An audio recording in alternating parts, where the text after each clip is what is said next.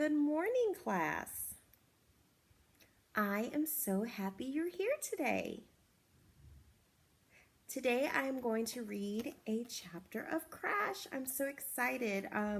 We left off, it was really getting good. So Crash's grandfather had a stroke. He's sick. He went to visit him in the hospital. He could only say one word, bye. His friend Mike came over to visit him, and he didn't have a lot of empathy for what Crash was going through. And we saw Crash's personality starting to change a little bit. The way he was treating his sister, he was being nice to her. He even made some fish cakes for her birthday. And so we're going to read a little bit more, starting with chapter 38. Chapter 38. February 28th.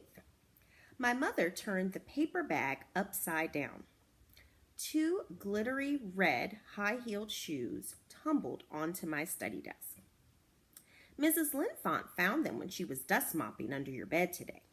She said she didn't want to be snoopy, but she thought it was kind of unusual, and she couldn't imagine they were a present for me. She squinted at me. They're not, are they?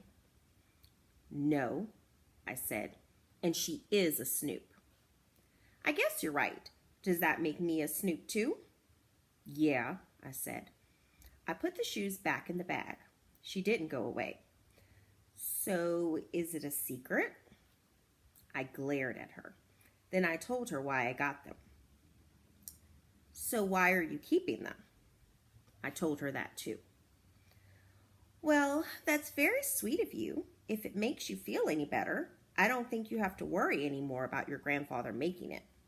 It's just a question of how well he's going to get. She was looking at me funny. Let me see those again. She pulled out one of the shoes. She studied it. What are you grinning at? I said. Where did you get those? I don't know. I didn't notice. I told you I was in a hurry. Shoes usually come in a box. Not these. They were sitting on the counter. How much did you pay for them? $6. She started to giggle and wag her head. What? I said. You know where you got those. At a store, I told you. You did something you said you'd never do, Mr. Price Tag.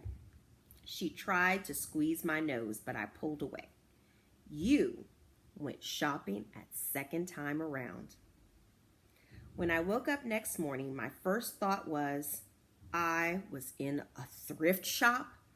I hope it doesn't show at school. My mother was probably right about Scooter making it. Last time we visited him, we took him some snapper soup in a thermos jug. It's one of his all-time favorite things to eat. My mother fed it to him. When he tasted the first spoonful, his eyes lit up.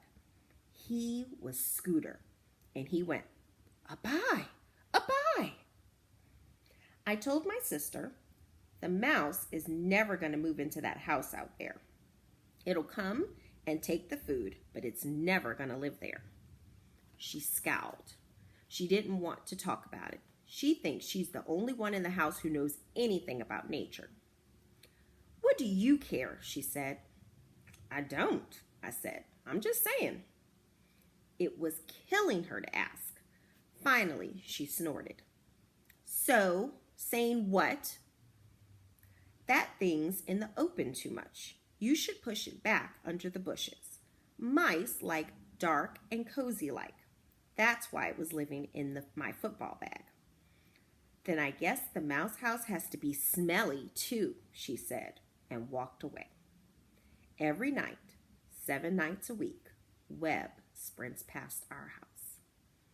All right, that is it for chapter 38. I'll come back tomorrow and read you another chapter.